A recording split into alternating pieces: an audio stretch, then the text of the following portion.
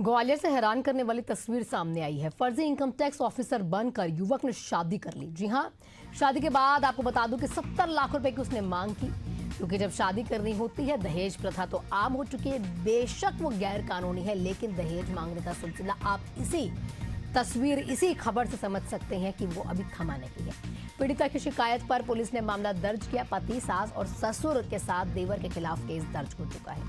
70 लाख रुपए मांगे जाते हैं और 70 लाख रुपए जब मांगे गए उसके बाद ये सामने आया कि ये जो महावीर अवस्थी है, जिसने कार्ड में इनकम टैक्स डिपार्टमेंट ऑफिसर अपने आप को छपवाया, वो ऑफिसर दरअसल था ही नहीं। फर्जी ऑफिसर अपने आप को बताकर, यानी कि वो फर्जी तरीके से शादी करके 70 लाख रुपए ऐंठ कर फरार होने की कवायद में था ही कि इसी बीच उसे गिरफ्तार करने की प्रक्रिया शुरू हो जाती है। 70 लाख रुपए मांगे जाते हैं। Ayushman Mahavir Awasthi income tax department के अधिकारी है, ऐसा उन्होंने अपने शादी के कार्ड में छपवाया। और मामला जैसे ही सामने आता है कि इनकम टैक्स ऑफिसर होने के बाद 70 लाख रुपए के दहेज मांगा गया है, उसमें अब पति, सास, ससुर और देवर के खिलाफ मामला दर्ज हो चुका है। ये ग्वालियर की तस्वीर है। हैरान करने वाला मामला सामने आया है।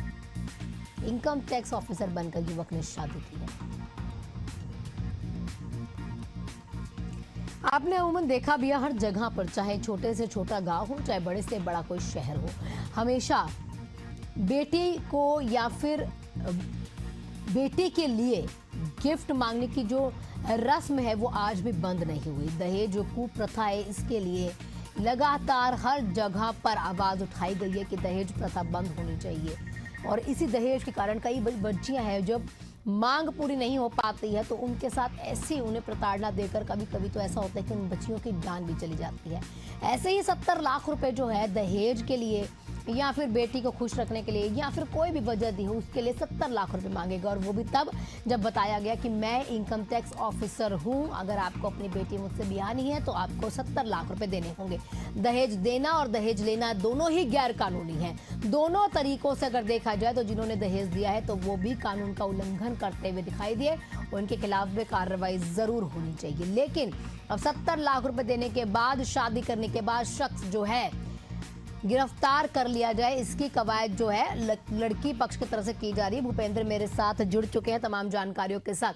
भूपेंद्र, पहले तो दहेज लेना और देना दोनों ही कानून के खिलाफ है। अगर 70 लाख रुपए आप लोगों ने दिए भी हैं तो उनके खिलाफ भी कार्रवाई होनी चाहिए। और ये जो शख्स है 70 लाख रुपए लेने के बाद अभी तक गिरफ्तार किया गया है कि नहीं? क्योंकि अगर ये अपने आप को इनकम टैक्स ऑफिसर बता रहा था और नहीं निकलता है, इस पे क्या कुछ कार्रवाई अभी तक एक्शन हुआ है?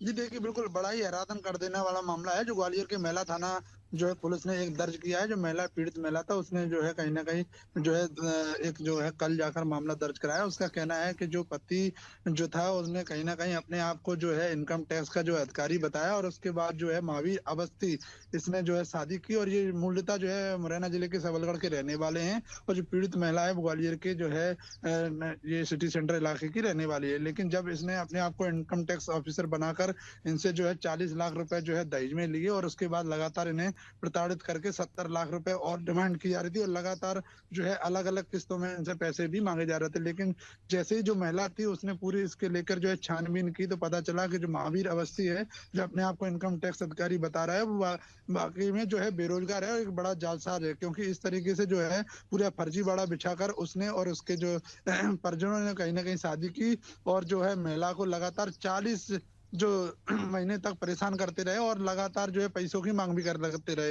लेकिन अब पूरी जो है मेला थाना पुलिस ने इसमें शिकायत में जो है आवेदन लेकर और एफआईआर दर्ज कर ली है। अब जांच पड़ताल कर रही है और आरोपी की तलाश भी की जा रही है। जी, 1961 में ये जो कानून बनाया गया और उसके बाद आज 2025 आ चुका है भूपेंद्र, लेकिन आज भी लोगों की जो मानसिकता है वो सुधरने का नाम नहीं ले रही है। दहेज देना भी अपराध है, लेना भी अपराध है। देते समय ही कहीं ना कहीं ये कंप्लेन जो है करनी चाहिए, तो शायद आज ये तस्वीर सामने नहीं आती। भूपेंद्र, आपका बहुत बहुत शुक्रिया तमाम जानकारियों के लिए। आप नजर बना के रखिएगा, आपसे अपडेट लेते रहिए।